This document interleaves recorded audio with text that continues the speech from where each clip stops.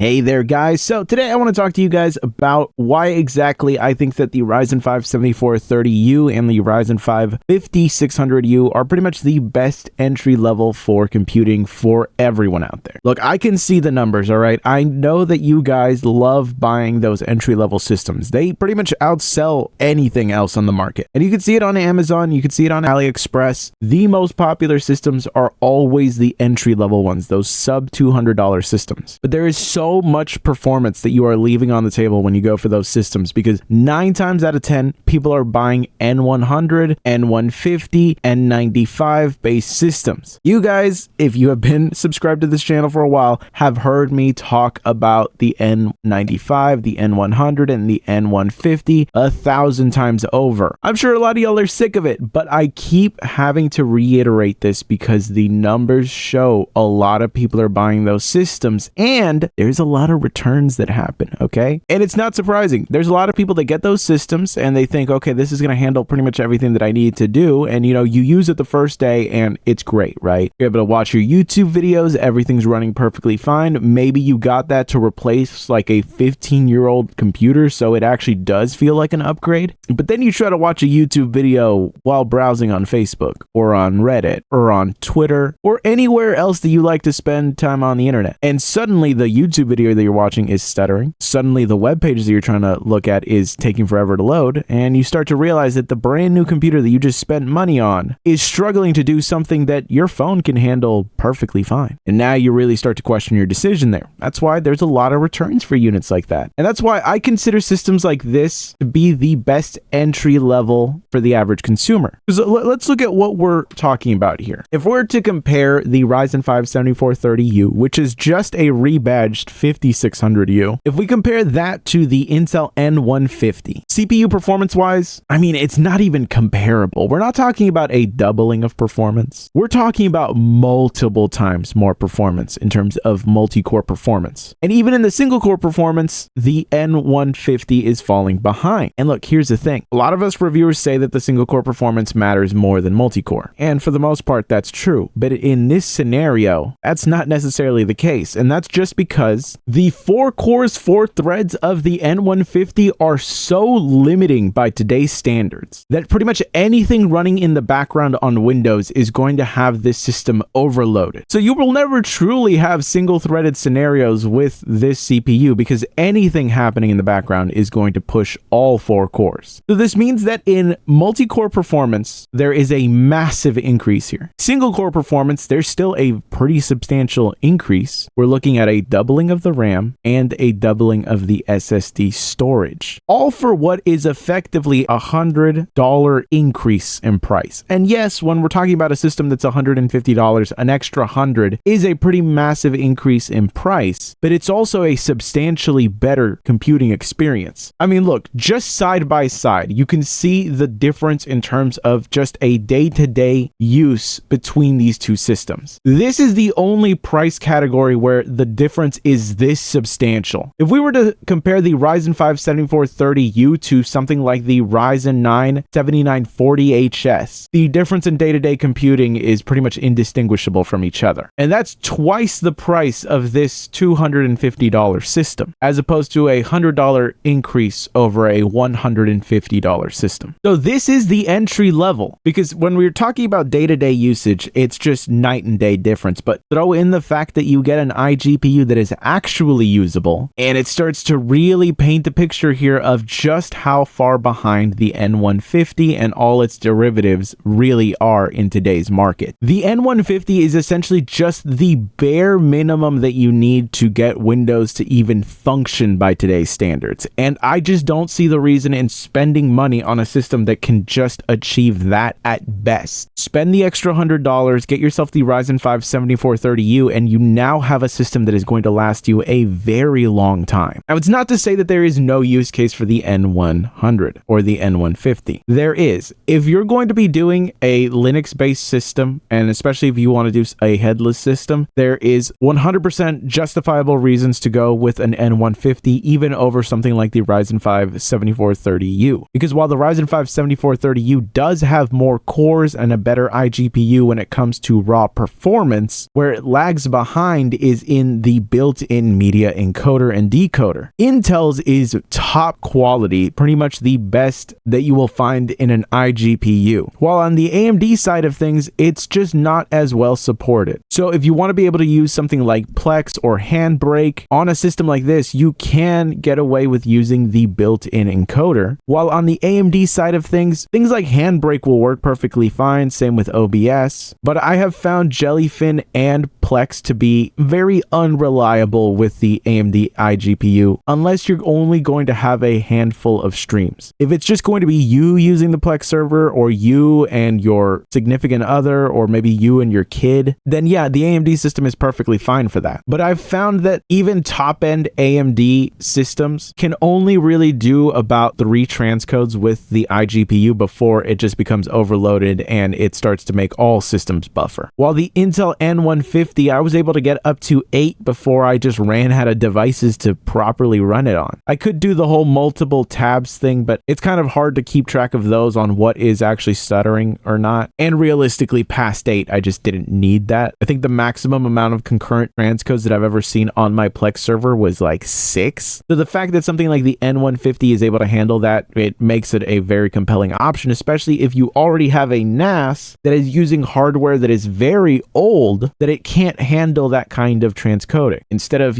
building a whole new NAS that is essentially just going to be a new system to hold those drives, just keep those attached to your network and just get one of these mini PCs and point it to it over the network, and it'll work perfectly fine. Gigabit should be perfectly fine for most users. If you do have a lot of users at once, I can see maybe wanting to go with a system that has 2.5 gigabit, but it shouldn't be necessary. But that's about the only real scenario where I particularly like Intel systems. And even then, I would suggest not going with the N150 unless you're trying to go for a bare bones budget system, because even something like the i5-12600H would make a great system for a Plex server. And you get a lot more cores that you can work with, so if you ever want to start running multiple different services, you can do that. Now, it's not to say that the N150 couldn't handle running a bunch of different services. There's a lot of services that will make your life so much better that you could run on a Raspberry Pi, let alone something like the N150. But if you want to start self-hosting game servers or run services that are going to need powerful cores, it's just better to go with those Intel systems, because while they're not ideal because of that mix of P cores and E cores, pretty much all operating systems at this point have been updated to be able to identify those, and they will clearly tell you which is which. So you can do allocation management where you can say, hey, this program only use this specific P core or these specific P cores, and these services only use these E cores. But if you're just an everyday user that wants a computer that you can just plug in and use every single day, that you might grow into, maybe right now all you want is a computer where you can do day-to-day tasks, but suddenly you decide, hey, I want to learn how to do digital art. You buy yourself the drawing tablet and you sit there and you're using it and you really start to get into it, and suddenly you're buying more expensive programs that let you do more advanced things. You have a system here that you can grow with 32 gigabytes of RAM and a 1 terabyte SSD paired with a 6-core 12-thread Zen 3 processor. Something like that, you're going to be able to do perfectly fine. While on the Intel system, once you start to really push the RAM, once you start to really push the CPU, there's just no more that it can give you. You can't throw another RAM stick in there. You can't overclock the CPU or swap it out or anything like that. The fact that just doing basic day-to-day tasks is already putting the CPU at 100% load should tell you that there's not really a lot of room for you to grow into, especially if you want to do other things, because maybe you don't just want to sit there and draw. Maybe you want to sit there, draw, watch a YouTube video, or play Spotify in the background, or do all 3 things. We're the internet generation. A lot of us are very ADHD. We will have 1,000 things playing at once, and you cannot do that with the N150. You can definitely do that with the Ryzen 5 7430U and really any multi-core processors out there. Really, I do think that 6 cores is the bare minimum entry point nowadays if you want a truly good computing experience. You don't need to spend $500 to get a great computing experience, but you do need to spend more than $200. Now, sometimes there is the occasional sub $200 deal that is incredible. For example, earlier this week, the Gitorli Ryzen 5 7430U with 16 gigabytes of RAM and a 1TB SSD was going for $200. It's gone up now to $260, but you can get the 32 gigabyte version for less money. And this is a really compelling option right here. Now, there are some limitations to this chassis. For one, the amount of USB ports is really minuscule. So they're really skimping out here just to try to hit that price point. But honestly, even like this, it's still going to be pretty much a better configuration than you will find with most N150 systems. And you get 2.5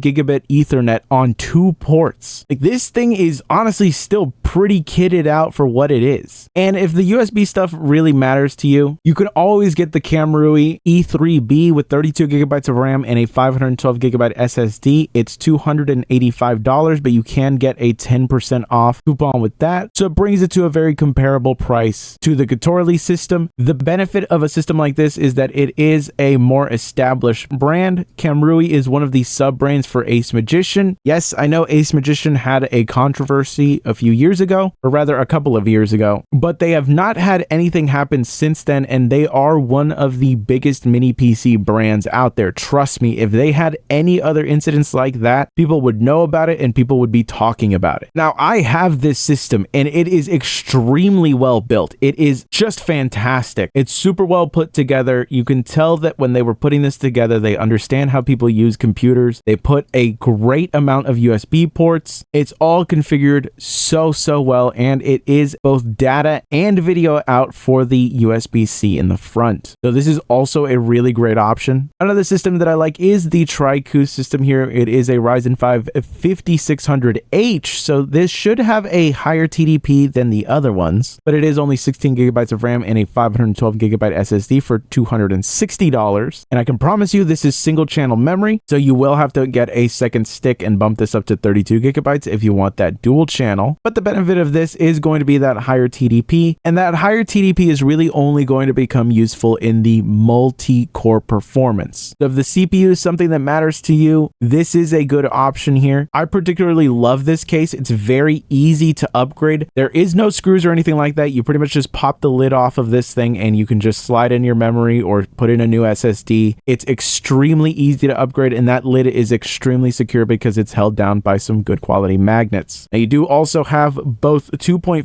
gigabit Ethernet and gigabit Ethernet. So all around, it's a pretty rock solid configuration, though it doesn't really have anything remarkable when it comes to the amount of USB ports. And I'm just going to throw this out there because of the fact that there have been some price changes that have happened in the market right now, but the Retin A6 with the Ryzen 7 7840HS, 32 gigabytes of RAM and a 1TB SSD is on sale for $400, and this is a great deal because this is pretty much the best price that you can get for a system with this kind of configuration. And this even comes with an Oculink port. I mean, I need you to understand how good of a deal that Retin system is. The GMK Tech M7, the cheapest one that I could find right now on Amazon, is this 32 gigabyte version with the Ryzen 7 6850H, and it has a 2TB SSD. Not a bad SSD configuration, not bad RAM configuration at all. But at that price point, that is higher than that Retin system, and the Retin system is going to perform better, and both of these have Oculink ports. And if we look at the regular version with 32 gigabytes of RAM and a 512 gigabyte SSD, it's $490. Look, the GMK Tech M6 Ultra with the Ryzen 5 5640HS, 32 gigabytes of RAM and a 1TB SSD, $410. So the lower end chip, the Ryzen 5 of this generation, is $10 more expensive than the Ryzen 7 version for the same RAM, same SSD. Both of them have 2.5 gigabit LAN, but only one of them has an Oculink port, and it's the cheapest system. So this right here is a great value, but this is if you want to go towards the higher end. If you're just a regular day-to-day user, there is not going to be any difference between this and this in average everyday tasks. Just avoid those really low-end systems. This is the entry point, guys. This is the entry point. So I'm going to link down below some systems that I've found to be great values. Again, if you are shopping for that N100, N150 system and you don't fall into the category of needing it for essentially a Plex server, for, really consider these higher end systems, guys. You don't need to spend much more than this to get a fantastic computer. Just spend the extra $100. A lot of the times it's not even $100 difference. Look on Amazon. There's a lot of N150, N95, and N100 systems that are selling for $170, $180, $200. In that scenario, an extra $40 gets you a whole lot of computer. But anyways, I'll catch you guys in the next one.